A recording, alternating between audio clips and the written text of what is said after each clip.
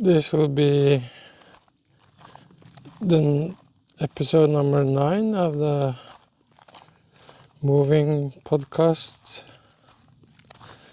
Standpoint podcast. And I'm coming to you from deep within the Swedish forest.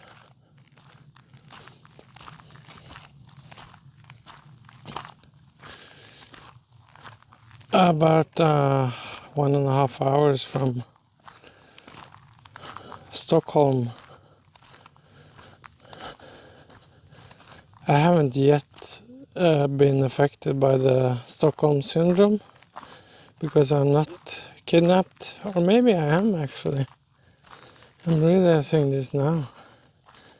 I've been kidnapped by reading again Stephen Knepper's wonderful book about Desmond's philosophy.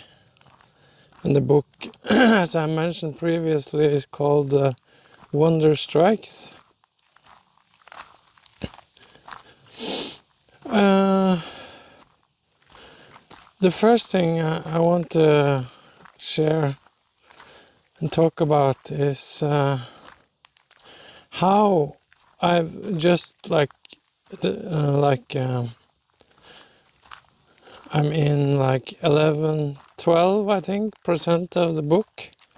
I'm reading it in Kindle.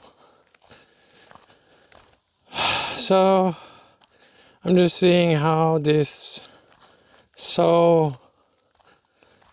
is correlating in a profound way with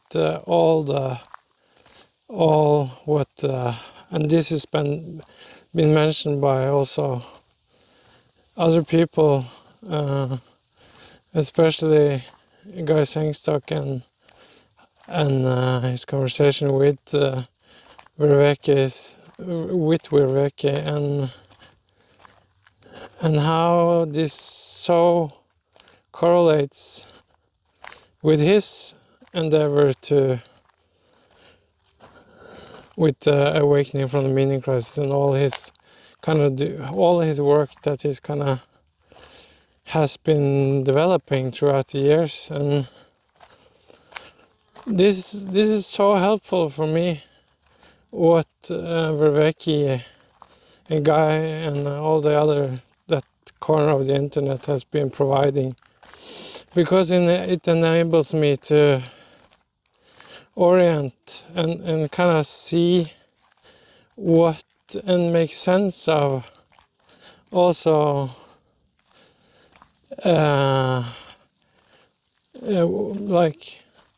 having those two maps to orient, it's really sparking Desmond's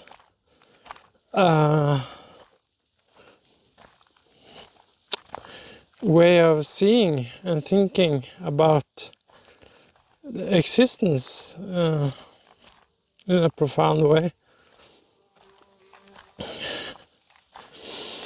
And also having all this training in circling, trademark, is also affording me to map or feel into, maybe it's more accurate, feel into what Desmond is talking about. And having that done circling over the years and all this also meditation and stuff like that. But I think to use Desmond language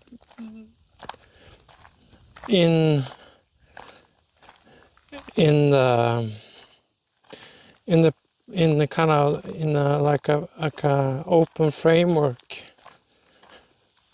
of your experiences doing circling is highly appropriate and very, very enhancing of making meaning out of the circling experience too.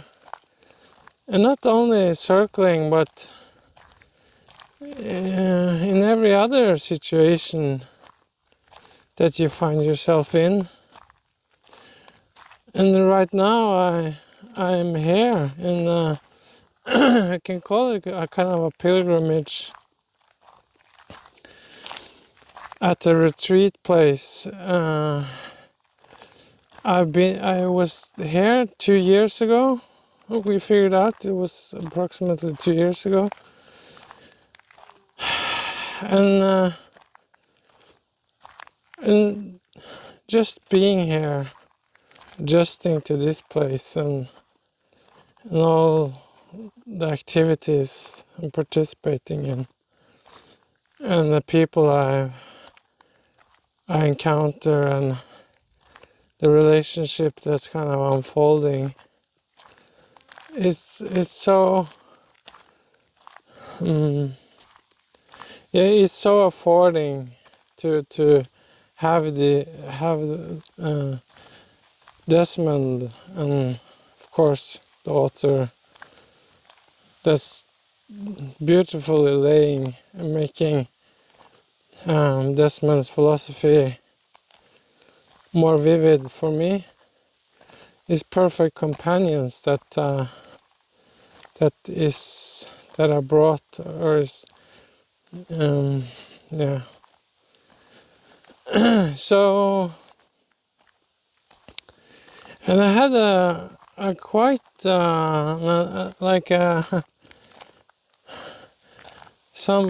something that really unfolded here that feels highly significant, because been reading this thing and philosophy, and listening to podcasts and over the years, and that little corner of the internet, and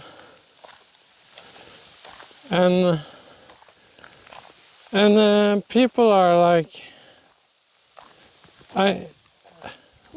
this other day I had like a dear friend of mine was kind of not, who was not into philosophy as an interest. But I was kind of telling her, we were discussing how to make a kind of what do you call it? We were discussing how we can make, or this place, how we can make this place into a kind of having different practices like rituals and ceremonies, and to really invite people into a deep sense of connectedness to nature and to themselves and to others. We're discussing that, and I don't know why we got to that thing, but I think I was trying to talk about why I'm into philosophy. So this might be like why I was thinking about the title of this thing that I'm talking, like this ninth episode, that why philosophy is kind of the title I've figured out. So the story is that like I said, we were discussing how to invite people into this place, And so why philosophy? The person I was talking about was like, yeah, why? Why should I care about philosophy? Why should anybody care? Maybe it's fair to say about philosophy.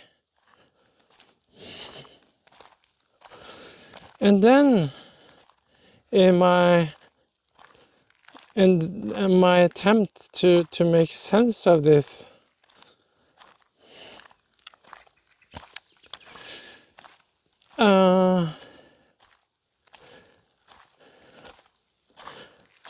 I came to the point where I mentioned,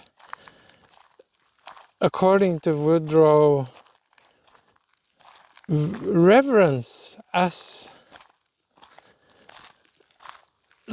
a forgotten virtue in our modern society, and especially postmodern culture. And I remember some years ago, Vervaeke mentioned this book and the lost virtue of reverence, and also appropriating the space when you're going into the practice of Lectio Divina, the sacred reading practice.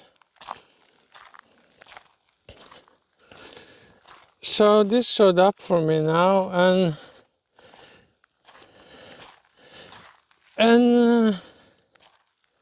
this virtue of reverence,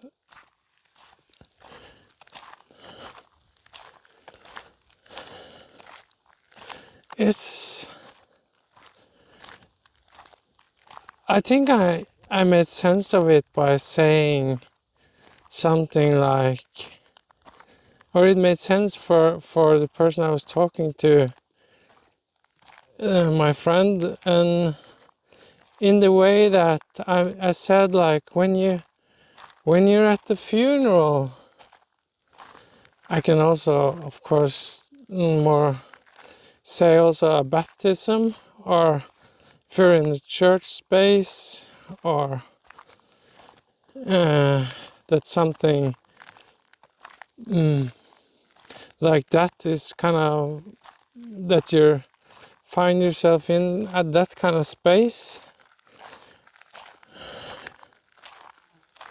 You get you got this felt sense of reverence, and everybody can relate to this, more or less,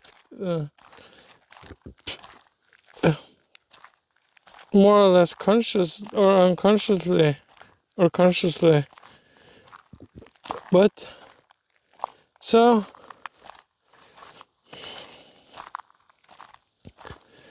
and having that word as a placeholder, kinda for that experience,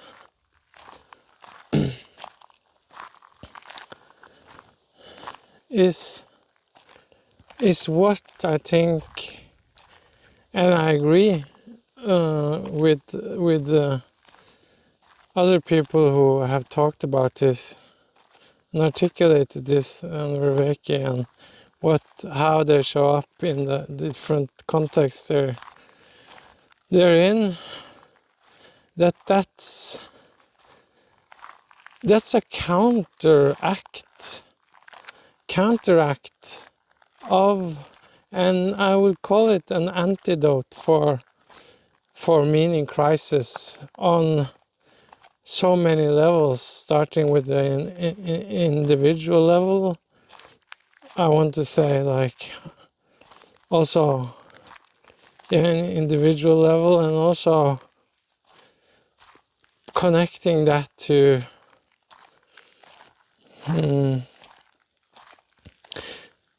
to to to sacredness as an entry point,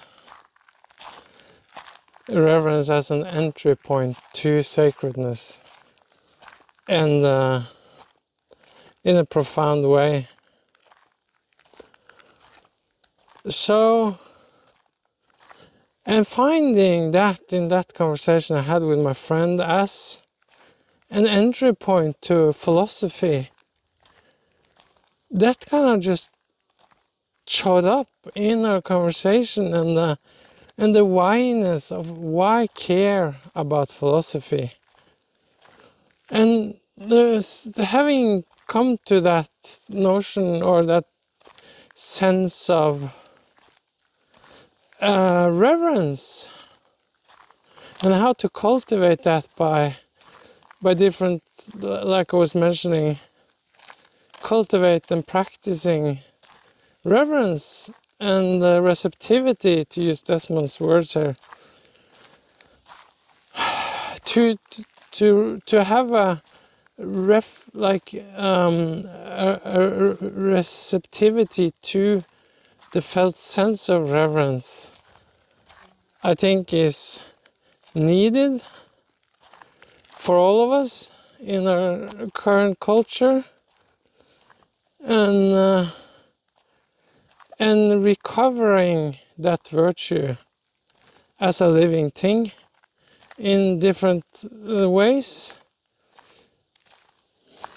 like reading philosophy and the richness of especially this open, not systematic philosophy, but rigorous, and how that reading of this kind of philosophy takes us into wonder and a kind of an existential mode of unfolding and not controlling and not manipulating, but having an existential stance of reverence to reality itself. These are, I know,